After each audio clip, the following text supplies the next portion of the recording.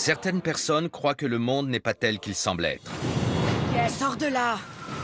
Que le diable existe et qu'on se trouve au beau milieu d'une lutte épique qu'il mène contre nous.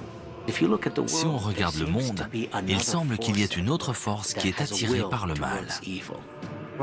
Quand vous pratiquez l'exorcisme, vous attaquez le démon, et lui se défend. Une lutte entre le bien et le mal, menée d'homme à homme, d'âme à âme. Si par malchance vous vous retrouvez pris dedans, seule une poignée d'hommes au monde peut vous aider. Ce sont les exorcistes. Et voici leur véritable histoire. Une fois que le malin est libéré, une fois que le mal est sorti, il est extrêmement difficile de le remettre dans sa boîte.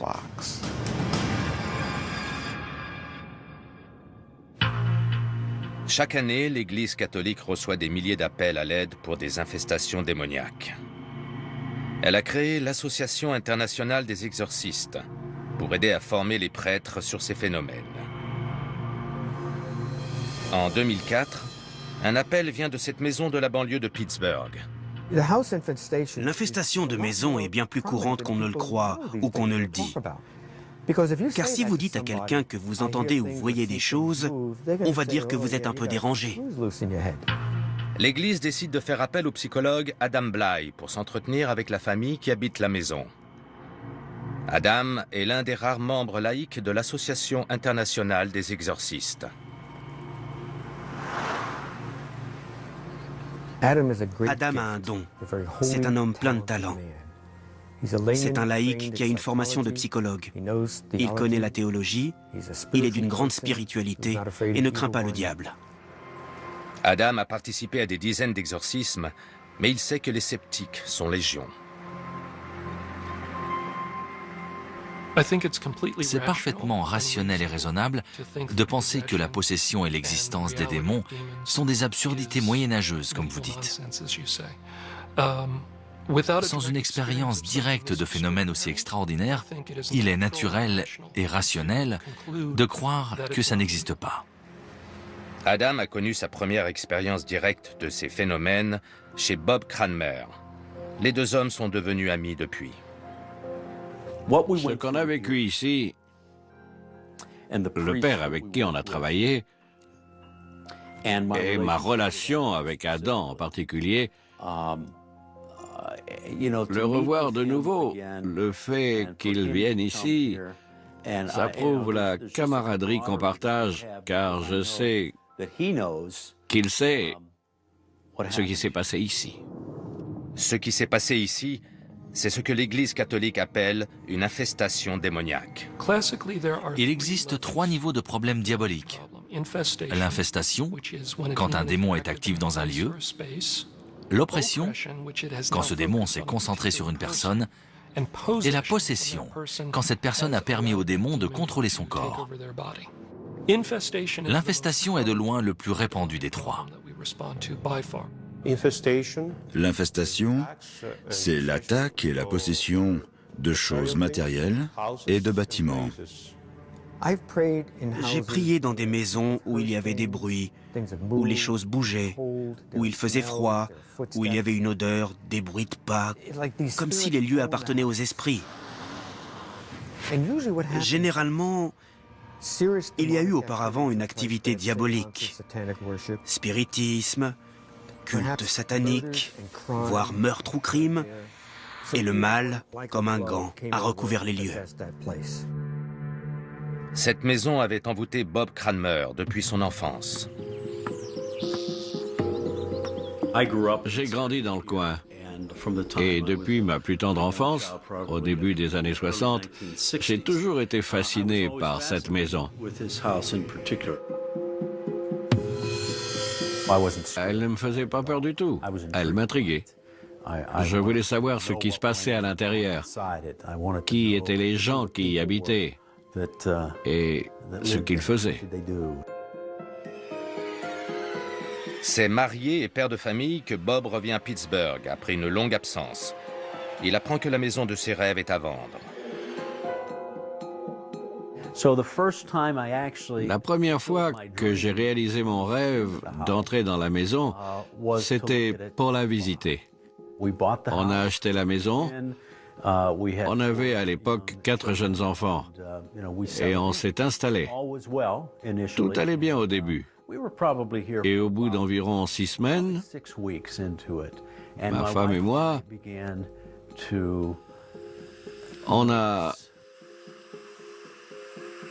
remarqué que quelque chose clochait dans la maison.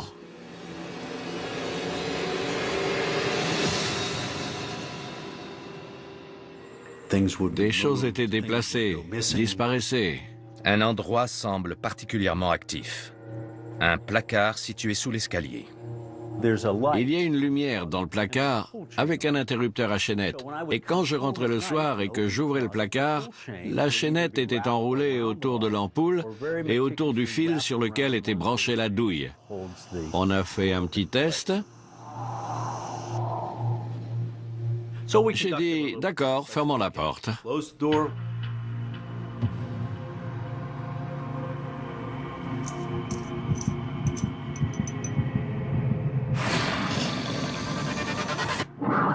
Quand j'ai rouvert le placard, la chaînette avait bougé. Et on a su alors qu'on avait un fantôme. Un gamin du quartier nous a dit « Ah, vous vivez dans cette maison, elle fait peur. » On disait qu'elle était hantée et personne ne nous croyait. Quand on invitait quelqu'un à passer une nuit, il ne revenait pas. Il faut comprendre la différence entre une maison hantée par un esprit humain et par un démon, ce qu'on appelle une infestation. Du point de vue catholique, l'esprit humain est une âme au purgatoire qui signale sa présence. L'infestation démoniaque est destructrice. C'est ce qui semble se passer chez les Cranmer. Bob se réveillait tous les matins avec des griffures, comme si un chat l'avait griffé dans le dos. 2 de mes enfants ont vu une ombre penchée au-dessus de leur lit. Elle avait une forme humaine et elle est entrée dans ma chambre en sautillant. Elle s'est mise au pied de mon lit et je l'ai regardée l'espace d'une seconde. J'ai tiré la couverture par-dessus ma tête et elle a filé à mes pieds, parfaitement pliée. Au fil des années, certains membres de la famille ont eu des problèmes psychologiques, un sentiment d'oppression et un comportement très paranoïaque, totalement à l'opposé de ce qu'ils étaient et de ce qu'ils sont. C'est Moloch, mon ami. On a perdu le contrôle et la situation est devenue démente pendant 2 ans. J'ai passé 14 jours enfermé dans un hôpital psychiatrique à cause de l'influence de cette chose. On ne le savait pas. On pensait que ça venait de moi. Nous n'étions plus les mêmes. On avait complètement changé. Finalement, en 2002-2003, le phénomène était devenu très apparent, ostentatoire. Il ne cachait plus sa présence. Que faire? J'étais protestant à l'époque. Je suis allé voir le pasteur de ma paroisse pour lui en parler et il a écarquillé grand les yeux. Il m'a dit « C'est bon, merci ». J'avais vu les films comme L'Exorciste et ce qu'il fallait faire, c'était aller voir un prêtre. Prêtre expérimenté, le père Mike Salvagna connaît bien les infestations démoniaques. Il bénit la maison plusieurs fois et y célèbre une messe. 2 prêtres sont venus à la maison, et puis il y en avait un autre, mystérieux, mystique, qui ne voulait parler qu'au téléphone. Il disait qu'il ne pouvait pas venir, que s'il entrait dans la maison, les choses ne feraient qu'empirer. L'expérience a appris aux exorcistes que les démons luttent pour garder ce qu'ils ont conquis. Un démon infeste une maison pour gagner un territoire. Le diable veut posséder la terre, posséder les gens pour finir par les tuer.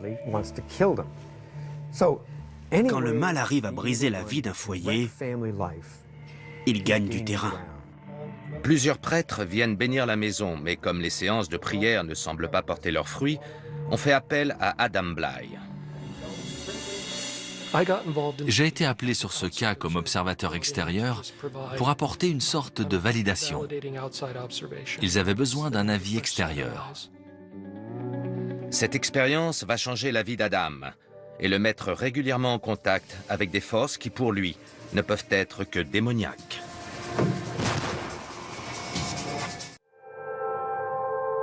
Après des années passées dans une maison qu'il pense hantée, Bob Cranmer et les siens demandent au père Mike Salvagna et à Adam Bly de débarrasser la maison des esprits malins. Plus facile à dire qu'à faire. Travailler dans la démonologie avec des gens qui sont aux prises avec le malin est compliqué. On commence comme un détective, on tente de savoir ce qui s'est passé, les secrets qui restent cachés.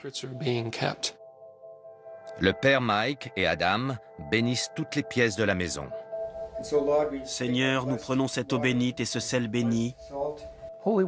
Avoir recours à l'eau bénite est un sacramental très puissant qu'on utilise lors des exorcismes, car cela semble faire mal aux démons et les forcer à obéir. Mais au lieu de coopérer, les démons semblent résister. Du sang coulait le long des murs. Ça commençait en haut des escaliers sur ma droite. Ça coulait du premier étage jusqu'au rez-de-chaussée et envoyait ce qui semblait être du sang qui tournait au marron une fois séché et qui coulait sur les murs. J'ai pris des photos, j'ai fait analyser le sang par un labo et ils n'ont pas pu me dire ce que c'était. Ça arrivait un jour ou deux après la bénédiction à l'eau bénite. Et comme le diable va à l'encontre des choses, il profanait les murs en jetant du sang. En une semaine, les choses sont pires qu'avant la bénédiction. Les phénomènes, quand ils avaient lieu, étaient de plus en plus menaçants. La plupart se produisaient dans ces deux chambres. Et pendant un temps, disons 7 mois, nous avons complètement déserté ces chambres. Personne n'y dormait parce que l'entité gravitait autour de ces deux pièces. L'entité s'installait ici la nuit et elle dégageait de façon localisée une vraie puanteur, un mélange de caoutchouc brûlé et de soufre. Je l'ai aussi senti et c'était la première fois. C'est assez sinistre, comme de nombreuses odeurs horribles se déplaçant. Par lui, avec lui et en lui. D'autres séances de prière suivent, mais la situation des Cranmer ne s'améliore pas. On faisait tout ce qu'on pouvait du point de vue religieux. Et ça ne marchait pas. Et je dois même dire que ça empirait. L'exorcisme, ce n'est pas juste lire des prières et d'un claquement de doigts, c'est fini. Il faut des jours, des semaines, voire des mois de travail pour libérer une personne. Et parfois, on n'arrive qu'à une trêve. Dès lors, Bob et sa famille pensent sérieusement à déménager. Mais ils ne le font pas. C'est peut-être dû à mon caractère. Je crois vraiment qu'il y a le bien et le mal, et que le mal est puissant, mais que le bien peut l'emporter au final. C'était ma maison, celle dont j'avais rêvé depuis mon enfance, et je n'allais pas la laisser tomber pour qui ou quoi que ce soit. C'est lors de cette période difficile qu'Adam fait l'une de ses nombreuses visites et ressent la présence du malin plus vigoureuse que jamais. J'ai senti une odeur de mort épouvantable, désincarnée, et quelque chose de pourri qui se déplaçait dans la maison.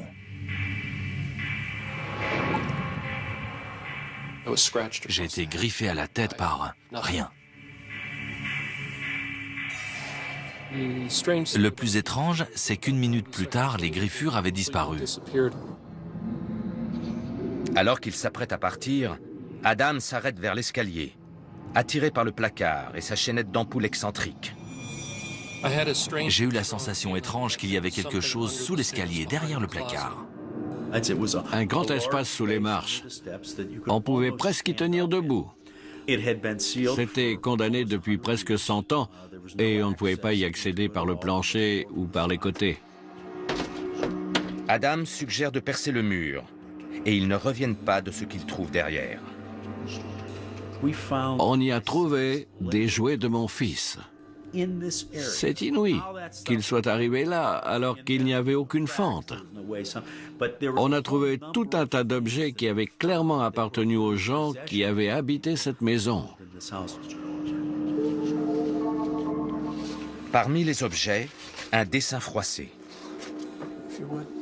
Sont dessinés une maison et une famille d'un côté. Qu'est-ce que c'est? Aucune idée. Et de l'autre côté figure le dessin rudimentaire d'un personnage démoniaque et un nom, Moloch. Un démon associé au sacrifice d'enfants dans l'Ancien Testament. Cela ne voulait pas dire que le papier était une malédiction, ni même lié à la magie noire, mais ça pouvait être un indice. Pour Adam et le père Mike, avoir le nom du démon leur donne un avantage précieux, si toutefois c'est le bon. Bien sûr, les démons le savent et ils protègent farouchement leur véritable identité. Car une fois que le prêtre a son nom, ce n'est plus « au nom de Dieu sort de ce corps », mais « au nom de Dieu, tel ou tel démon sort de ce corps ». Et cette prière, parce qu'elle est précise, a bien plus d'impact. Mais qu'est-ce qui a poussé le démon à infester cette maison-là? Les problèmes viennent du fait que le précédent maître des lieux a fait quelque chose pour inviter le diable. Mais quoi? Les ragots du quartier dans les années 30 suggèrent une réponse. Il se pourrait que le bâtiment ait abrité des avortements illégaux opérés par un docteur qui avait son cabinet non loin. Avec un nom et une raison probable d'infestation, une dernière salve de prière est récitée chez les Cranmer. Ô Dieu, qui en chaque lieu qui t'est soumis nous garde, accorde-nous ta protection, que cette maison soit toujours un refuge. On appelle Moloch et on lui demande de partir. Mais si le démon a entendu, aucun signe de sa part. Car voici ce qui s'est passé ensuite. Amen. Rien. Si on avait été dans un film, on aurait vu une fin très spectaculaire. Là, c'était plus comme un feu qui s'éteignait de lui-même. La braise est restée chaude quelque temps et puis elle s'est refroidie aussi. C'est comme si un interrupteur avait tout remis à la normale. 7 ans plus tard, Adam est rassuré par ce qu'il voit et ressent. Tout me paraît très paisible. Rien qui ne me mette en alerte, ni aucune sensation de présence qui aurait subsisté. Tout me paraît bien. Très franchement, la paix, la sérénité qu'on ressent dans cette maison aujourd'hui est réelle. Elle va durer longtemps. Et n'étant rien comparable avec ce qui s'est passé avant et pendant cette lutte. Selon les exorcistes, les infestations de maisons sont plus courantes qu'on ne le croit. Je suis à Los Angeles pour voir mon ami Andy Kopok, un physicien diplômé du MIT, qui a acheté il y a quelques années une usine hantée. Aujourd'hui, je viens tenter de calmer ces phénomènes ou les faire disparaître. Andy fabrique des lasers et du matériel high-tech. J'ai une formation en physique générale, en physique appliquée, en physique thermodynamique, en mathématiques. L'entreprise a commencé dans un petit bâtiment et quand on a manqué de place, on a déménagé ici. Les anciens locataires venaient récupérer leur courrier. Ils ne l'avaient pas encore fait suivre. Le type est venu et m'a demandé « Comment ça va avec le bâtiment ?» Il était assez nerveux en entrant. J'ai dit « Comment ça va avec le bâtiment ? Ça va super ?» Et il a dit « Vous ne restez pas la nuit, hein ?» Si, parfois. Il a répondu « Vous n'entendez pas les cris et les bruits ? Nous, c'est pour ça qu'on est partis. » Je me suis dit « Il plaisante. » Mais je me suis demandé quel bruit il y avait la nuit, ce qu'ils avaient entendu. C'est un grand parc industriel, bien sûr qu'il y a des bruits, des camions qui entrent et sortent, des gens qui farfouillent dans les poubelles. Alors, j'ai mis des magnétos dans l'atelier.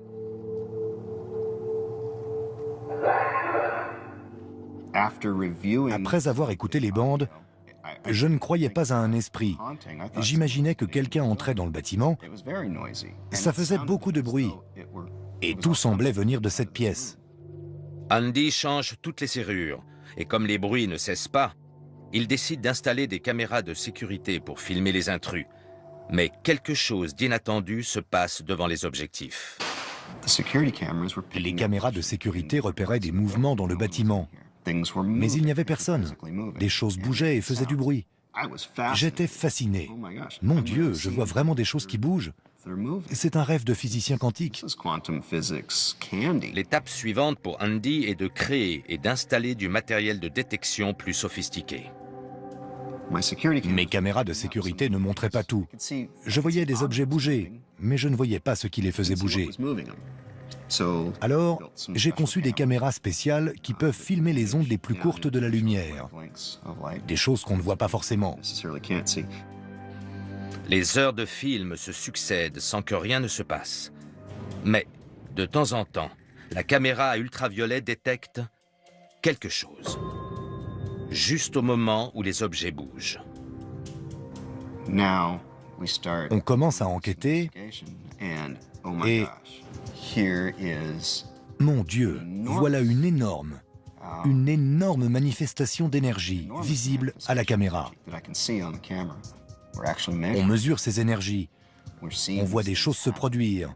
Ce n'est pas juste quelqu'un qui dit « J'ai une sensation bizarre ». Andy s'intéresse alors au paranormal, se rend à une conférence et rencontre Adam, qui accepte de venir.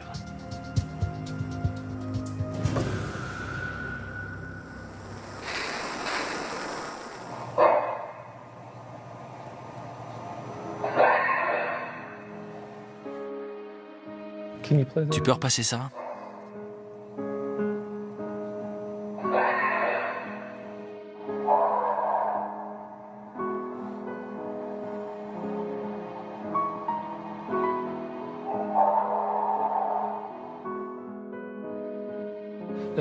Pour ce qui est de la vidéo, tu m'as dit qu'une fois la cloison est tombée. Je peux voir ça? Bien sûr. Il n'y a personne dans le bâtiment. Non, tout est verrouillé.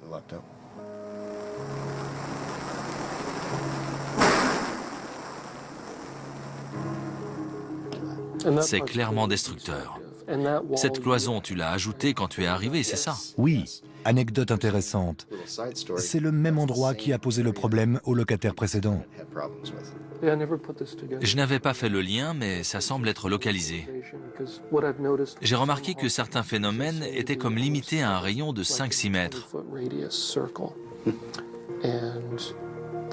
Ça semble très fréquent pour les âmes humaines, surtout les gens méchants, qu'on pense être au purgatoire et qui s'habituent à leur bagage spirituel. Ils n'ont pas la permission d'aller très loin. Je me rends compte sur la vidéo que tout se passe dans un diamètre de 10 mètres. Ça pourrait correspondre à ça. Deux faits historiques suggèrent que l'usine pourrait être seulement hantée et non infestée. Il y avait une raffinerie de l'autre côté de la rue qui a été rasée à cause d'un incendie. Plusieurs personnes ont été tuées lors de l'accident. Et aussi sur les terrains qui entourent l'usine, de nombreuses tombes ont été découvertes en creusant le sol. Alors il y a l'explication classique du cimetière indien pour ces phénomènes. Pour les âmes au purgatoire, l'Église recommande des prières et des bénédictions. Si elles se déroulent sans résistance, la présence de forces démoniaques est peu probable.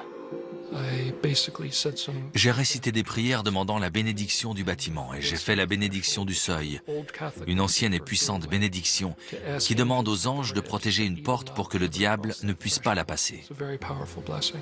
Amen. On ne connaît pas l'origine des bruits dans l'usine, mais ils ont paru s'arrêter après la bénédiction. ce qui laisse Andy avec plus de questions que de réponses. Ça change tout. Ça change la façon dont on appréhende tout. Ça m'a forcé à remettre en cause tout ce que je savais, car il y a de nouvelles réalités qui sont mesurables. Quelles que soient ces nouvelles réalités, l'homme tente d'y accéder depuis des siècles. Et l'Église pense que c'est une très mauvaise idée. Partout, l'intérêt pour le paranormal est croissant, ce qui occupe Adam. Certains mois, je suis sur la route 90% du temps. On fait constamment appel à moi et alors je saute dans un avion, j'atterris dans une ville, on m'emmène dans un hôtel ou un presbytère et puis on me conduit vers un exorcisme, m'occuper d'un démon. Aujourd'hui, je suis dans l'Ohio pour passer voir Misty, une femme avec qui je travaille depuis environ 5 ans. Comme beaucoup de gens impliqués dans les sciences occultes sous la forme du paranormal, elle a développé un problème. Nous avons en notre présence un très mauvais esprit. Il est dans cette pièce et il est furieux.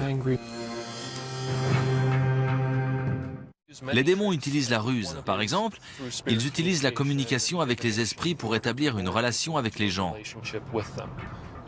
Dans le cas de Misty, son choix délibéré d'ouvrir la porte aux esprits via la divination est la cause de ses problèmes. Plus on consent de son plein gré à communiquer avec le malin ou avec ses représentations, via par exemple un pacte avec le diable, des rituels sataniques, même un intérêt dans les sciences occultes, plus on ouvre une porte. En participant à ma première enquête paranormale, j'ai vu quelqu'un utiliser des baguettes. Et ça m'a immédiatement attirée. Pour Misty, cette porte a été la radiesthésie, ressentir des champs d'énergie avec des baguettes métalliques. J'ai commencé à m'en servir de façon assez inhabituelle. Je pouvais aider d'autres enquêteurs à localiser des esprits, à leur demander de venir et de communiquer avec moi en premier s'ils étaient têtus. C'était captivant. Je me suis laissée entraîner, ça s'est passé très vite. Je pensais que si on le faisait pour de bonnes raisons, en gardant les pieds sur terre, en priant Dieu, on était à l'abri. Ce n'est pas vrai. Pas du tout. Misty a grandi dans une famille chrétienne et croyait que des anges gardiens étaient toujours à ses côtés pour la protéger. Elle n'en est plus si sûre. À un moment donné, j'ai commencé à sentir que j'étais gouvernée par quelque chose qui n'était pas positif. Au début, c'était surtout des esprits frappeurs.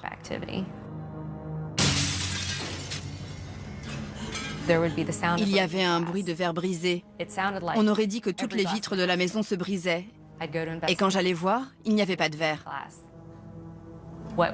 Je suis passée du stade de la curiosité et du désir de faire le bien à une obsession. Il y avait un aspect séduisant qui m'a attirée. Une nuit, j'ai vu quelque chose par la fenêtre et j'ai senti qu'on me regardait de l'autre côté de la vitre. Qui est là? Quand elle a disparu, l'entité a couru derrière moi à travers la maison. À partir de là, ça a été l'escalade. J'ai commencé à sentir l'odeur de la mort. Je regardais le plafond et d'un coup, cette chose démoniaque, terrifiante, sortait du plafond vers moi et me saisissait. Mes bras étaient cloués au lit. Je luttais, c'était comme si j'étais sous l'eau. C'était horrible. C'est alors que j'ai appelé Adam. On donne souvent aux gens avec qui on travaille des objets sacramentaux, des objets bénis par un prêtre. Dans le cas de Misty, l'un des objets que je lui avais donné était une bougie bénite. Je lui avais dit de l'allumer quand elle se mettait à prier et aussi quand elle sentait un esprit maléfique à proximité.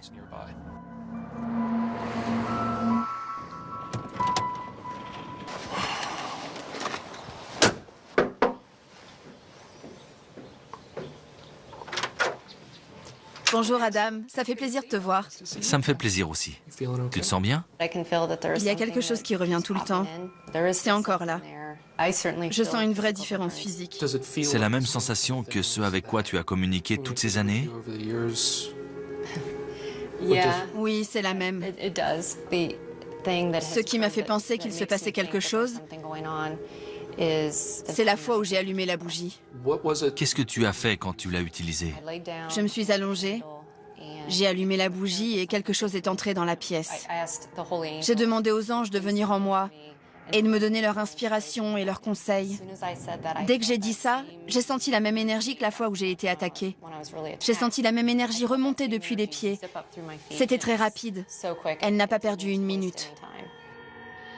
En écoutant les détails, Adam s'aperçoit que Misty a fait une erreur classique. Les bougies bénites sont des objets sacramentaux, sacrés. Malheureusement, on croit souvent à tort que les mauvais esprits ne peuvent pas rester au contact du sacré. Pour ce qui est des bons esprits, il n'est jamais nécessaire de les inviter à entrer en soi. J'ai eu une mauvaise sensation quand c'est arrivé. Je suis surprise d'être encore dans la même situation. C'est-à-dire? C'est juste bizarre de penser qu'une personne normale, qui ne vénère pas le diable, ce genre de choses, peut se retrouver dans cette situation. Ça fait peur. Selon moi, il faudrait faire deux choses. Abjurer le droit qui a été donné, et ensuite on priera Dieu pour le faire partir. Ça te paraît? Tout à fait. Une fois que le malin est libéré, une fois que le mal est sorti, il est extrêmement difficile de le remettre dans sa boîte. Misty, abjures-tu tout lien établi avec le diable par les sciences occultes? Oui. Abjures-tu tout lien avec le diable établi par la divination? Oui. Par la communication avec les esprits?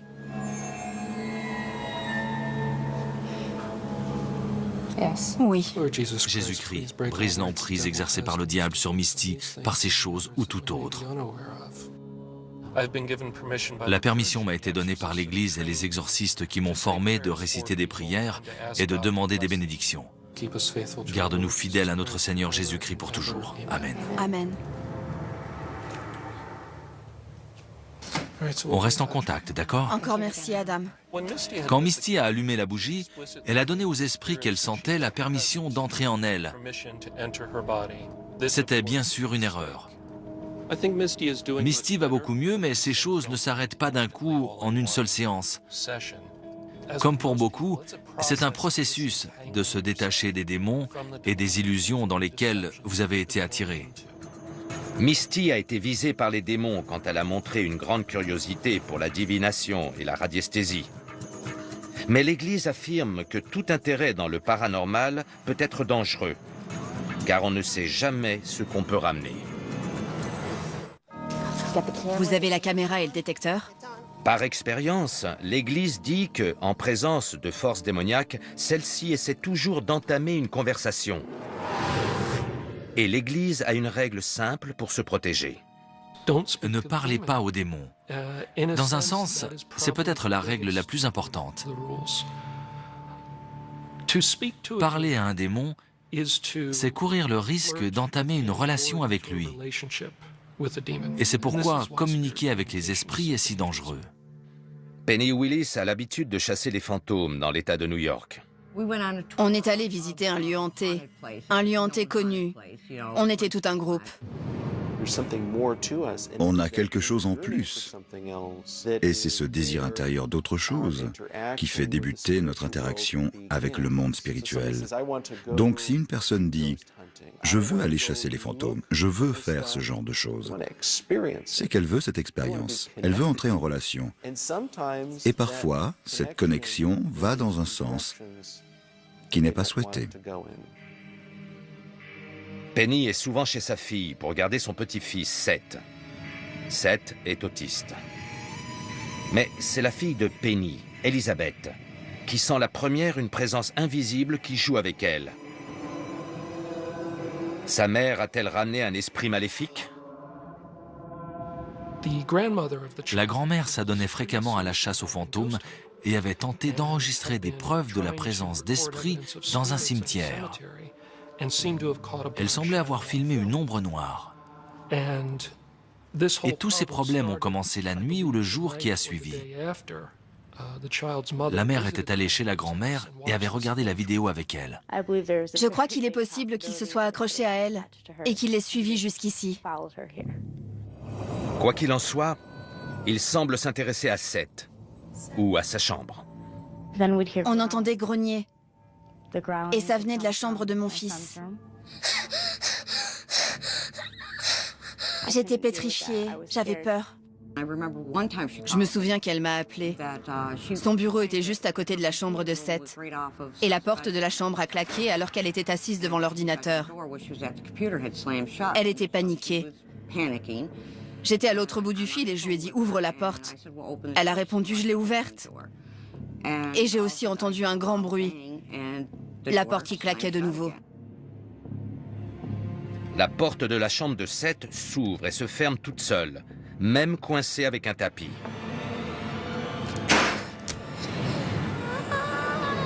Le comportement de Seth change. Il avait peur. Il se réveillait à 3 heures toutes les nuits et criait sans aucune raison. Il voyait quelque chose que je ne voyais pas. On s'est d'abord dit qu'il faisait des cauchemars, des terreurs nocturnes vu son âge. Se réveiller vers 3 heures du matin après un cycle de 4 heures de sommeil est fréquent, mais c'est une heure symbolique. 3 heures de l'après-midi, c'est l'heure de la mort de Jésus-Christ sur la croix. 3 heures du matin, c'est l'opposé. Toujours cette tendance du diable de se moquer de Dieu en inversant les choses. Avant cela, Seth était un enfant radieux, même bébé. C'était vraiment horrible. Car Seth a toujours été... C'est dur à expliquer, mais tout le rendait heureux, même les choses les plus simples. Il ne pleurait jamais. On ne peut pas savoir ce qui lui arrive. Mais s'il pleure, c'est que quelque chose se passe mal. On l'a emmené voir des docteurs, des spécialistes. Il n'y avait rien qui clochait. Hors de chez lui, Seth semble retrouver sa gaieté habituelle. Si on l'emmenait faire un tour, dès qu'on se garait dans l'allée en revenant, il se mettait à trembler et à crier. Il était terrorisé. Il pleurait dès qu'il passait le seuil de la maison. Et il finissait par s'évanouir de fatigue. C'était tous les jours. Tous les jours. Tout le temps. L'enfant semblait voir quelque chose qui le terrorisait. Et il pointait très précisément du doigt quelque chose, ce qu'il n'avait jamais fait. Ce qui est intéressant, c'est que les enfants autistes ne savent pas mentir. Ils ne s'amusent pas à cacher des choses, à s'inventer des sentiments. Seth n'est pas le seul à être tourmenté. C'est quoi? Penny se réveille d'une sieste avec la sensation de s'être fait griffer. Tu t'es griffé? Non. Tu saignes? J'avais 3 profondes griffures qui remontaient jusqu'à mon visage.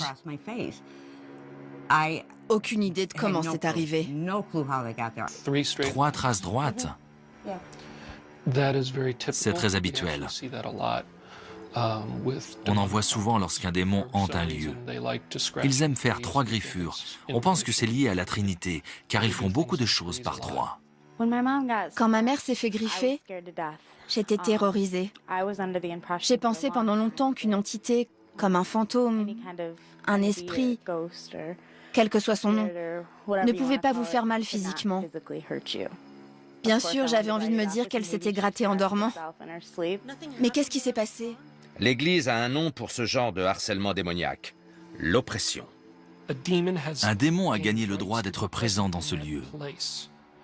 Ce démon vous veut et il utilise contre vous toutes les ruses possibles. Il va ensuite essayer d'imposer son contrôle, une interaction. Et dès que vous dites « je ne ferai plus ce que tu veux », il se retourne contre vous. Et c'est souvent là qu'on nous appelle. Souvent, les gens ont déjà connu beaucoup d'épreuves, de tourments, de détresse et de chaos avant de venir nous voir. Souvent, ils ont essayé de s'en occuper par eux-mêmes, d'aller voir des amis, peut-être même des psychologues. L'Église est toujours utile, quelles que soient les avancées de la culture ou de la science, pour écarter les explications triviales avant de franchir le pas et de dire que c'est un problème spirituel, c'est-à-dire une possession, une oppression, une infestation. La mère de Seth est finalement orientée vers Adam Bly, mais elle n'arrive pas à se décider à l'appeler. Je voulais appeler Adam, mais quelque chose me disait de ne pas le faire, que tout allait bien, que tout se passait dans ma tête. Et puis les choses ont empiré. J'étais seule toute la journée et je voyais une ombre noire qui se déplaçait devant moi. Elle était juste là, alors je l'ai filmée. J'ai réussi à l'enregistrer et je l'ai montré à ma mère et à mon petit ami. Je ne pensais plus être folle. La vidéo m'a secoué. Je n'avais jamais vu quelque chose comme ça. On pouvait voir une silhouette, mais ce n'était pas une personne. On ne pouvait rien voir autour. C'était juste l'ombre de quelque chose. Avec une preuve en sa possession, Elizabeth appelle Adam. Mais la nuit précédant sa venue, une petite statue d'ange se met à voler, manque de blesser Penny et casse le portable d'Elizabeth. Les gens peuvent être étranglés, plaqués au sol, jetés dans des escaliers, griffés, mordus, agressés de plusieurs façons. Des commodes se déplacent. Je n'arrive pas à l'expliquer. Je sais juste que cette chose ne voulait pas partir. Adam ressent une présence démoniaque, mais le rituel d'exorcisme ne peut être effectué que par un prêtre qualifié. Adam se contente donc de bénir la maison en se concentrant sur la chambre de Seth. J'y suis allé, j'ai béni la maison, j'ai récité quelques prières. On vaincra le malin qui réside. Tout s'est arrêté. Seth a quitté la maison lors de la bénédiction, mais à son retour, sa réaction semble confirmer que quelque chose a changé. Il était inquiet à la porte, il regardait partout. Il a compris quelque chose, s'est réjoui, a couru dans sa chambre, a regardé partout, et il s'est mis à sauter sur son lit en rigolant. C'était un moment magnifique. Mon fils est allé voir Adam, s'est mis dans ses bras et l'a embrassé. C'est impossible pour lui. Il est autiste et n'approche jamais des inconnus. C'est comme s'il avait su qu'Adam était venu le sauver. Adam vient parfois voir les progrès de Seth. Je suis désolé qu'il ait dû vivre tout ça. Mais ça a été court et avec un peu de chance, il a tout oublié depuis et ça n'a pas eu d'impact à long terme. Suite à cette expérience, que pensez-vous de la chasse aux fantômes? Vous continuez? Je n'en fais plus. Plus du tout. C'est trop risqué. On l'a tué dans l'œuf, cette fois. Et je prie pour que la grand-mère décide une fois pour toutes de ne plus s'amuser à inviter d'esprit chez elle. Beaucoup de gens font l'erreur de penser qu'ils peuvent ouvrir la porte au malin pour l'observer, lui gratter le ventre, puis refermer la porte et ne plus jamais avoir à s'en soucier. Le diable ne se montrera jamais comme un ange des ténèbres. Il se présentera toujours comme un bon esprit, un être de lumière, un guide spirituel, pour ainsi dire. Le plus effrayant dans tout cela, c'est notre véritable impuissance face à ces choses, en tant qu'être humain, en tant qu'individu. Nous sommes confrontés à quelque chose de très, très puissant.